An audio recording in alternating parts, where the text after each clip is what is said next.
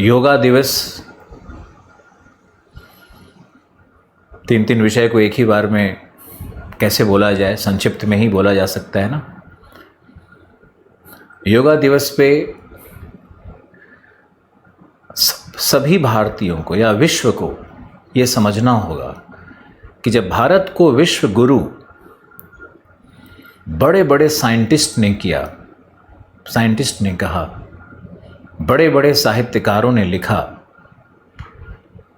जब यहाँ आध्यात्म उपनिषद के माध्यम से अपने चरम पे है, उसके बाद फिर आध्यात्म के उस ऊंचाई को कोई नहीं छू पाया, न किसी का साहित्य न किसी का चिंतन। तो उसी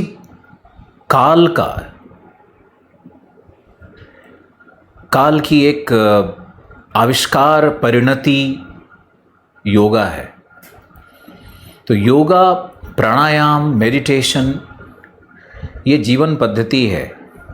इसमें किसी भी धर्म का कोई लेना देना नहीं है, क्योंकि ये जब विकसित हो रहे थे तब इस दुनिया में कोई धर्म नहीं थे, संस्कृतियाँ थी। बताओ, आज के 600 BC, आज से लगभग 3000 साल पहले कौन धर्म था? ऐसे ही जो प्रकृति की गोद में मानव पल रहे थे, वो अपना एक्सपेरिमेंटेशन कर रहे थे जीवन के साथ, प्रकृति के साथ, अपने स्वास्थ्य के साथ। तो योगा को धर्म से जोड़ना बहुत अच्छी बात नहीं है। और योगा और मेडिटेशन इंसान को बहुत शांति और सुख देता है, और इस शांति और सुख का अनुभव तभी होगा आपको जब आप कम से कम इसको 3 से 6 महीने तक इसका पालन करेंगे। तभी आपको ये अचानक से कुछ नहीं होता है, कोई इंजेक्शन नहीं है कि आपने इंजेक्शन लगाया और आपको उसका फल मिल गया। लेकिन आप क्रमशः धीरे धीरे करके, और युवा तन को भी आप मेंटेन कर सकते हो योगा मेडिटेशन के द्वारा।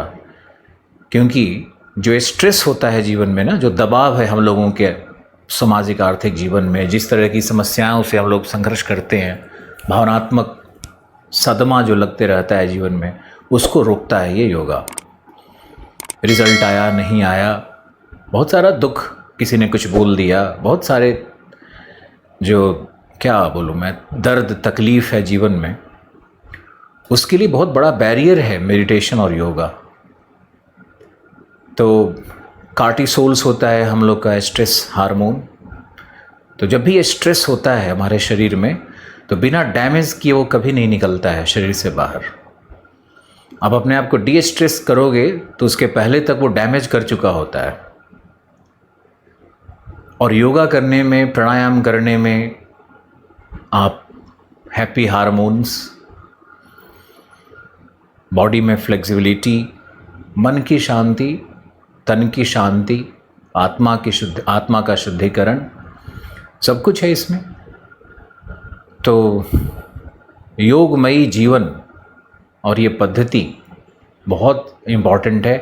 प्लस आपके जो भावावेश आते हैं आपके अंदर में, जो एंगर आता है, जो आपको क्रोध और घृणा जैसी जो भावनाएं भड़कती हैं अंदर में, उस पर भी बहुत नियंत्रण करता है ये।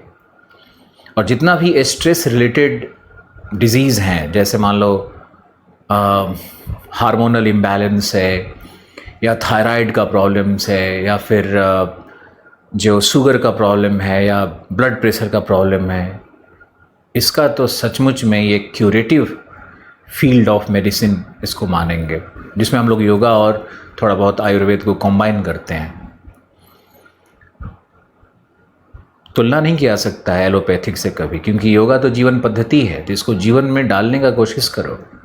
रोज़ सुबह उठ करके आप अगर 1 घंटा योगा और स्ट्रेचिंग करते हो, प्राणायाम करते हो, मेडिटेशन करते हो, तो जीवन में अचानक से परिवर्तन दिखेगा। आपको अपने क्रोध, अपने भावावेश पे नियंत्रण दिखेगा।